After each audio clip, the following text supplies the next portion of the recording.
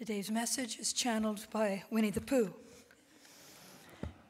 You know, I'm so dang amused right now. I totally lost my train of thought, but practitioners, we're so attuned to the bell. We're like Pavlov's practitioners, because I think that was somebody's phone that dinged. And Charlie just goes, "That was 2 minutes?" And I'm sure the sound booth was just about to, anyway. That's okay. I'm not picking on you. I didn't know it was you, but it was you.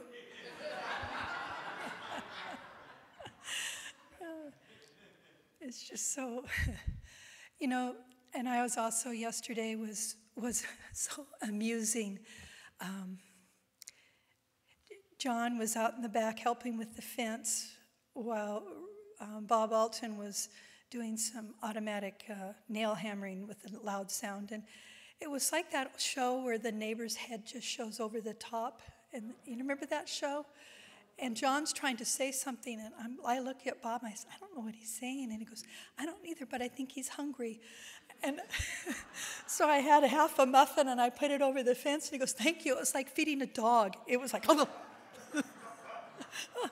It was gone. It was the best blueberry muffin, wasn't it, John? And then I felt really sorry for him because I thought, he's probably thirsty now, but I don't have any water. Anyway, just moments like that yesterday that were just rich. Yeah. It's just wonderful. It's just a day. Oftentimes people share, as a spiritual community, we need to move forward and not dwell so much on the past, but the past and the idea of seva and selfless service to the divine really brought us to where we are, and yesterday was a demonstration of that. Such love and such joy and such work, so I just appreciate it all. So today, this topic from Winnie the Pooh is having to do, we're wrapping up our dialogue with Wayne Dyer through his book, Sacred Self. That's our theme throughout this whole year, the Sacred Self.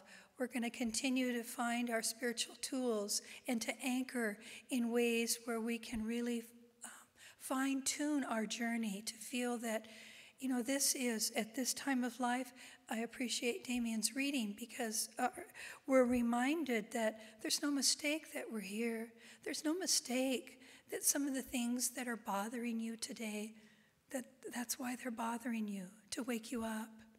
If it was all just really too easy for us, we might miss some very important messages for our soul's evolution and for the evolution of consciousness itself. So it's so important.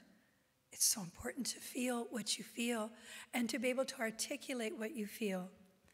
And the message with today, I don't really like the words dominance versus tolerance. I understand how important those words are, but they're not my words. They're not words that I would use in my normal everyday vocabulary, and I associate it with, sorry, but now it's going to be in your head, like sexual, what is that called? S&M and stuff, dominance versus tolerance. And I'm thinking, why do I keep going there while I'm trying to read that? And I couldn't really catch my message, what was to be spoken here today. And I realized the blend of that is equanimity. And so I bring it back to that Buddhist principle of equanimity, of finding a sense of calm in all circumstances, no matter what is before us. And Wayne Dyer says, "I am aware that I do not need to dominate anyone in order to be spiritually awake." So our thoughts, our ways, do not need to dominate anyone. They just allow us to be aware that when I allow tolerance to be the principle which I decide to follow, then I am able to be in the company of those moments where there seems to be discord and disorder. So I look at it as judgment and intolerance, these things that we continue to point back to that keep stunning our heart and stopping us to pause. Oh, a moment ago, I was at peace. Now I feel agitated, angry, afraid. And I didn't mean to turn on the news, or I didn't mean to look at that footnote going through my phone. But suddenly, I'm off. And I recognize again and again, this is the calling to prayer. Because we already know there's no need to control anyone. We really don't have to control anyone or accept everyone else's belief systems. Unconditional love is an attribute of the spiritual journey that is often one of the hardest to really enjoy and to be a part of. Unconditional love and the lessons we receive from every moment of discontent are so vital to our spiritual growth. So, no need for others to live up to our expectations. You can really exhale with that. Your children don't have to live up to your expectations. Even you don't have to live up to your own expectations. I remember years ago, Reverend Dr. James Golden had shared when I was in counseling with him on a particular issue, feeling really low self-esteem. And he says, what measuring stick are you using? And he received that teaching from his teacher, Swami Muktananda. What measuring stick are you using to qualify your self-worth? Which end are you looking at? And I really had to stop and reflect and realize, I don't know, is it my parents' measuring stick? Is it one I just keep piecing together and taping together when I hear somebody else complain about something and I think I need to be different and better? You know, this idea, what do we need in order to be absolutely happy? When it takes just a day like yesterday with such beautiful weather, whatever you found yourself doing, the weather so exquisite, was a day of joy, a calling of joy. Sharon and I were sharing how the birds are singing different songs this spring. I'm like, where are they picking up? It's something for us to listen to. There are reverent hearing and listening is so vital right now, so important. So this passage from the Science of Mind text, you remember the story of the prodigal son? It's a classic story where the one son leaves for a long time and comes back, and the father welcomes him with open arms and gives him the feast of all feasts. But the jealousy of the elder brother is what I want to focus on right now. And this is what Ernest Holmes shares about this idea. This is the stay-at-home son. Now his elder son was in the field, and as he came and drew nigh to the house, he heard music and dancing. And he called one of the servants and asked, what these things mean? And he said unto him, thy brother has come, and thy father has killed the fatted calf, because he has returned and received him safe and sound. Oh, the brother, he was angry, and he would not go in. Therefore his father came out and entreated him. And he is answering said to his father, lo, these many years do I serve thee, and yet thou never gave me a kid, that I might make merry with my friends. And he said unto him, son, thou art ever with me, and all that I have is thine. All that I have.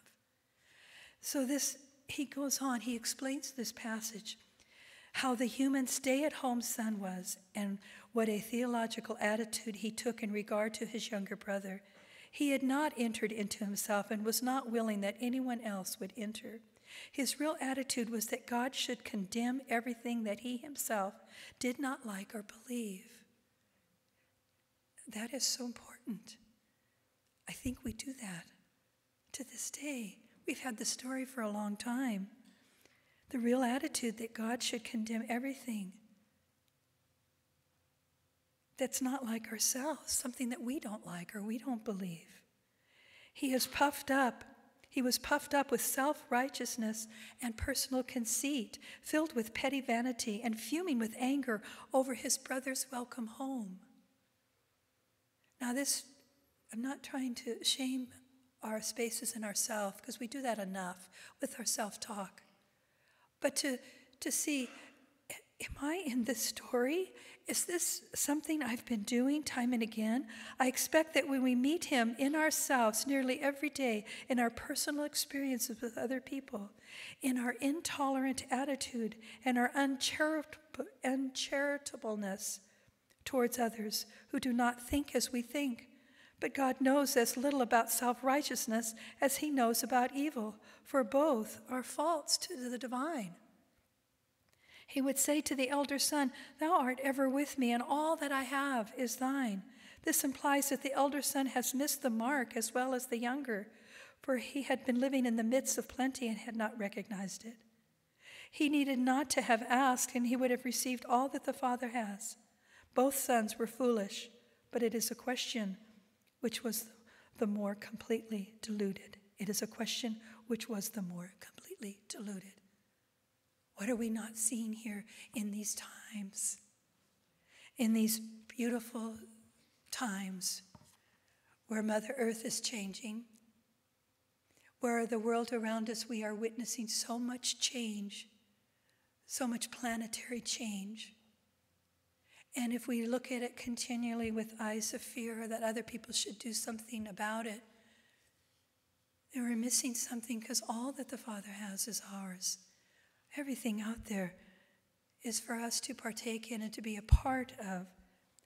And tolerance and being tolerant is another way of just letting things be. Not so much that we're not going to take action. No, it's so much deeper than that. We have to let them be and not focus and spill our energy and our heart into those things that we won't change anyone with that. But we go into love itself, and the knowing all that I have is yours, is mine from the Father, and that level of absolute love. That's what we tap into, and that is the catalyst for change, that level of love. So the invitation is to continue to explore our inner dialogue. Ask again and again, is this separating me? Is this separating me? Have I just closed my heart? Are they wrong and I'm right? And when you ask those questions, you begin to soften into a spaciousness. And I love the idea, that Buddhist concept of spaciousness. You can feel it because it follows the out-breath, the spaciousness of allowing the world to be as it is, rather than you demanding it to be so that you feel more settled in yourself. Others are going to continue to get the best of you until you can soften. And softening is that place at the heart where when you feel it contract, you pause a moment before the words come out of you.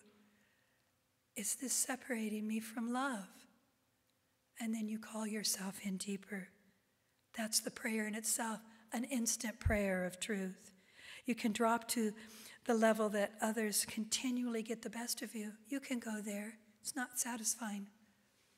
It's not satisfying, and you feel like you never quite win the battle. You might have one-upped them on a feeling, thinking that you really got to them that time. But I don't know. It left you with discord, and that never feels good. It never feels good when you do that to one another. So his ideas from the sacred self, Wayne Dyer is reminding us, when we're doing this, we're continually severing ourselves, separating ourselves from the sacred, from the divine. And we hear what I value so much about this community. Every person that enters, they'll say, I feel like I'm home. Why do you feel like you're home? Because there's a calling inside of you for this unconditional love to be made manifest on the planet right here, right now, and by means of you, you are that. And here's another way to hone those skills, to do the practices that allow for this truth to be made manifest. So Wayne Dyer says, this letting go is not to imply an endorsement of evil. Please hear that. It's not an endorsement of evil. Evil can exist independent of your opinion about it. But choose love and radiate love over judgment. It's a high call. It's a high calling. Love and harmony. Be at peace and give it away. Letting go does not endorse evil, but brings in a spaciousness of love to transform the evil tendency. So this is the key point. We walk away from whatever it is with love as our period, as our punctuation mark, as our prayer, as our opening. I don't agree with what's going on with children at borders. But I send love, understanding. My prayer are for the leadership and for the families to make right choices so this doesn't happen. That love will prevail here. So you see, I don't tolerate in that sense, but I open and I leave it. What would love do here? What would love do here? The ideas go deeper with a story from Anthony de Mello, pointing to others' mistakes. How often, if we can point to others' mistakes, somehow, when we point to those mistakes, there's a revelation. So hear this in this story from Anthony that Wayne shares with us. It reinforces the success that comes when we can listen tolerantly to what's going on. Once upon a time, in an inn called the Silver Star, the innkeeper was unable to make ends meet, even though he did his very best to draw customers by making the inn comfortable, the service cordial, and prices reasonable. So in despair, he consulted the sage. After listening to the tale of woe, the sage said, "It's very simple. You must change the name of your inn." "Impossible," said the innkeeper. "It's been Silver Star for generation, and it's well known over the country." "No," said the sage firmly, "you must now call it 5 Bells, and have a row of 6 bells hanging in the entrance." 6 bells?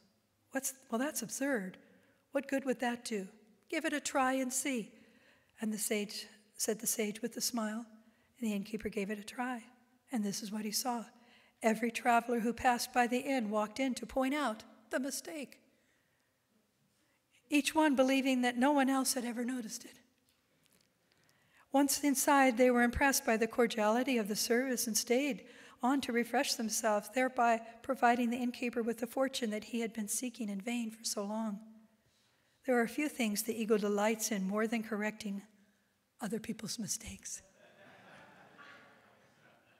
I thought, as he goes on to say, as you cultivate the influence of the higher self, you will find it easier to gently let go of the ego's demand that you dominate the conversation or impose your view on another. It really makes me pause when I think about how focused we can be on mistakes and wanting to correct that. So that's a whole nother area that we find ourselves sometimes visiting without realizing that we're there. But the other opportunity for us is to give without expectation, which is what yesterday was such a demonstration of. To be mindful of others' needs so that you can embrace the greater idea of longing to unfold. Create an intimacy with loving kindness and unconditional love. Be tolerant of the needs and the wants of the other. There's the time when you don't need to impose your thoughts on the other person because you're allowing yourself to really get in there to feel long enough, what are they saying to me? And so how do you know when it's not working for you? And you can recognize that when you continually bring every story back to yourself, that you're so darn self-centered, self-referencing. I. My way, I.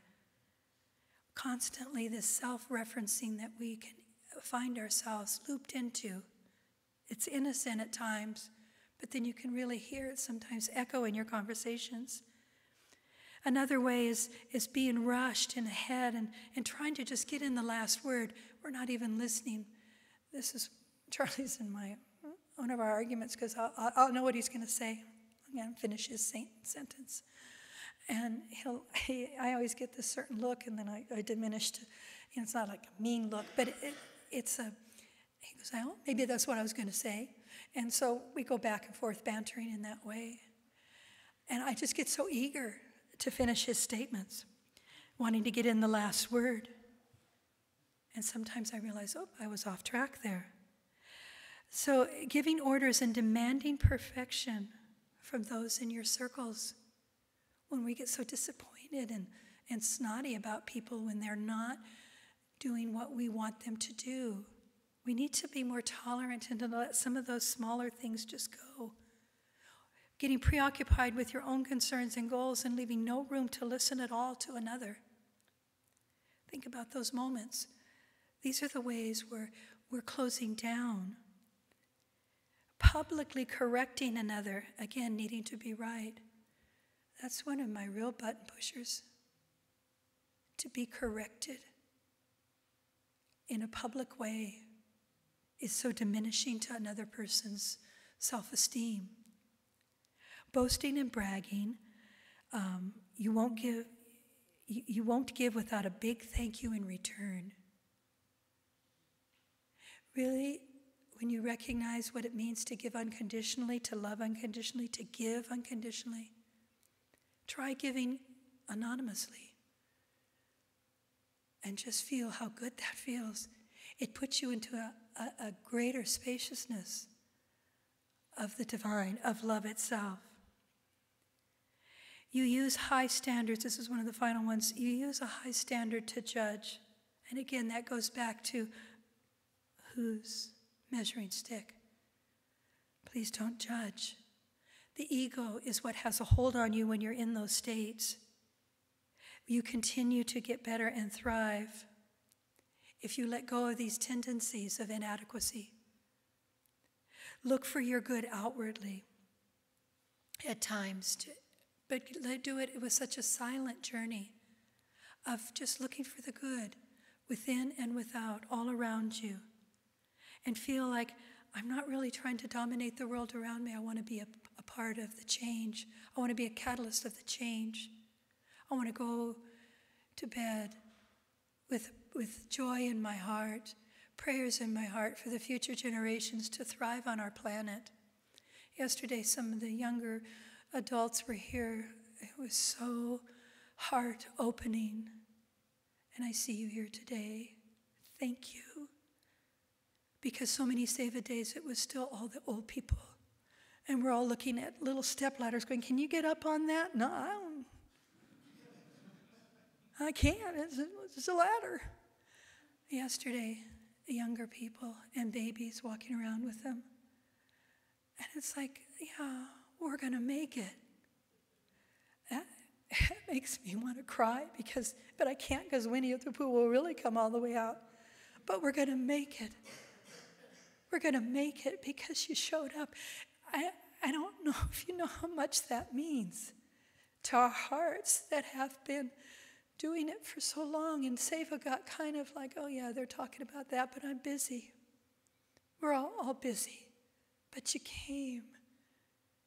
And in fellowship, we did great work together.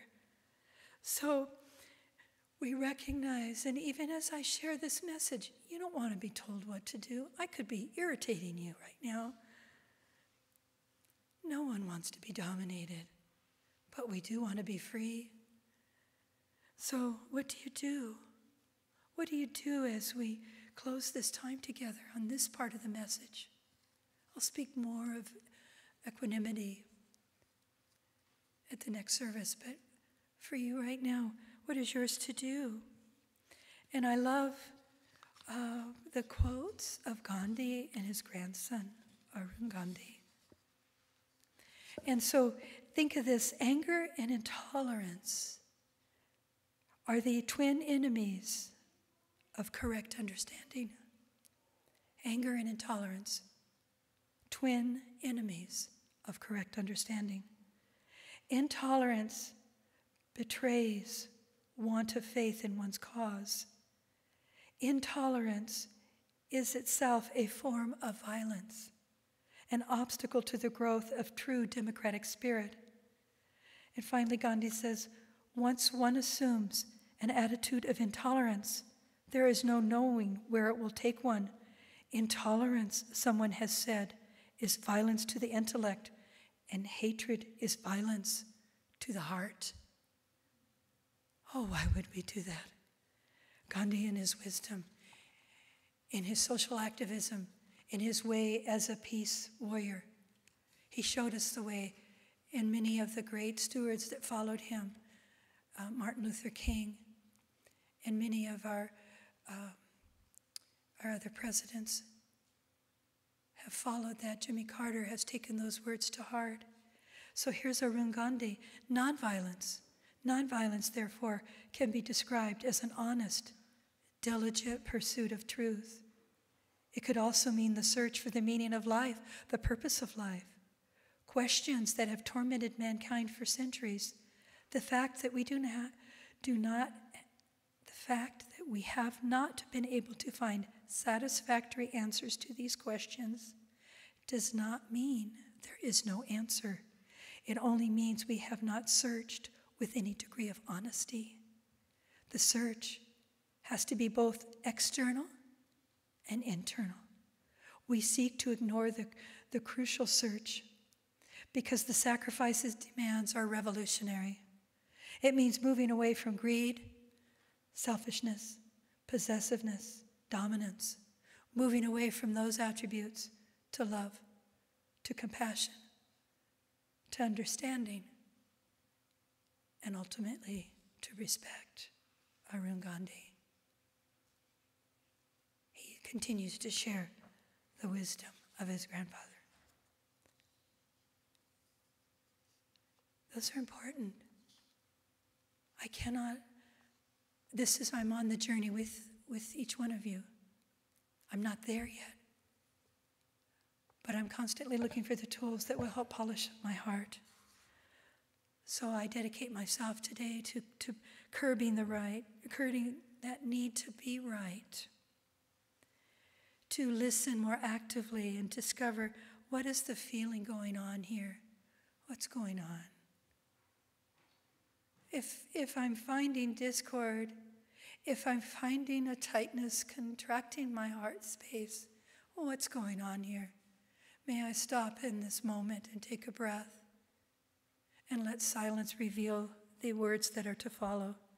What universal need is being revealed that could help restore harmony, restoring harmony here in the intimacy of my friendship that's before me makes a bigger difference in the world than just, making some comment on Facebook.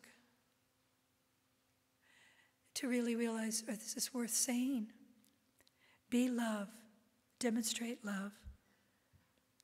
Demonstrate love and tolerance to what's going on. Spend your practice communicating with the divine.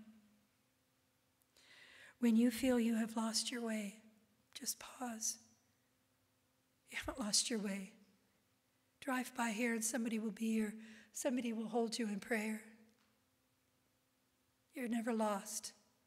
And if times when you've walked through our doors and we haven't seen you, our apologies.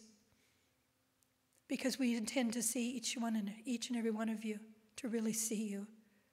To see you, we mean to, but sometimes we fall short.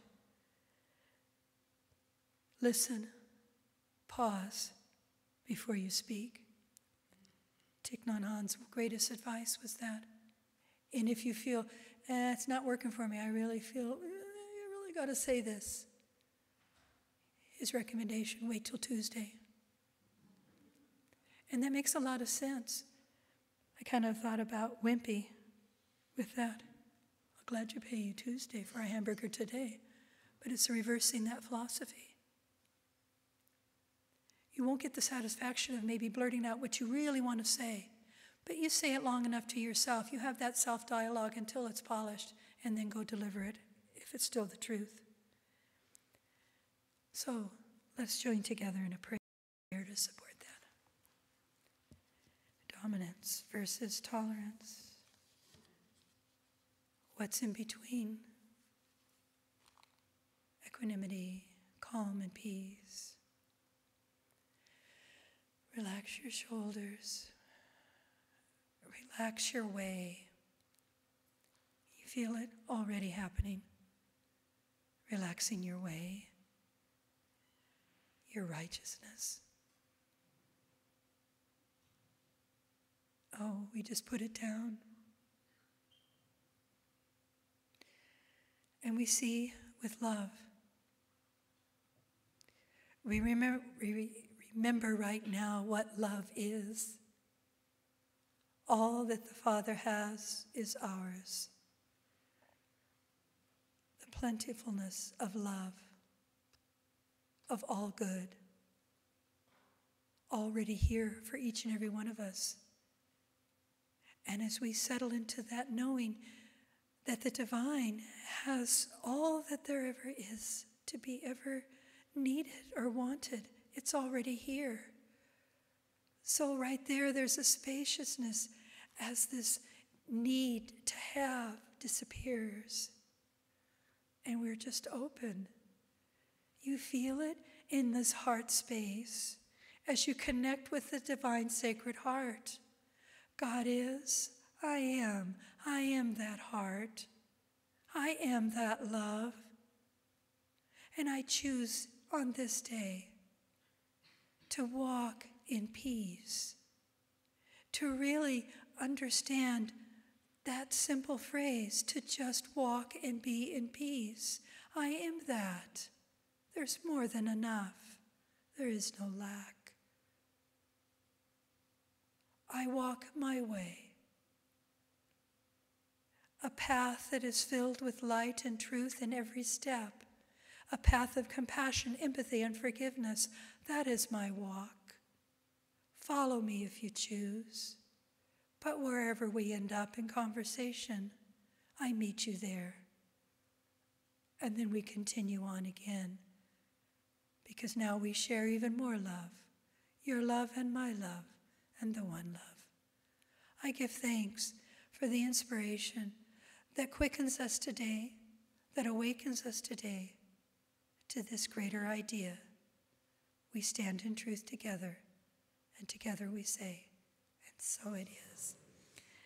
Thank you, Charlie. Thank you.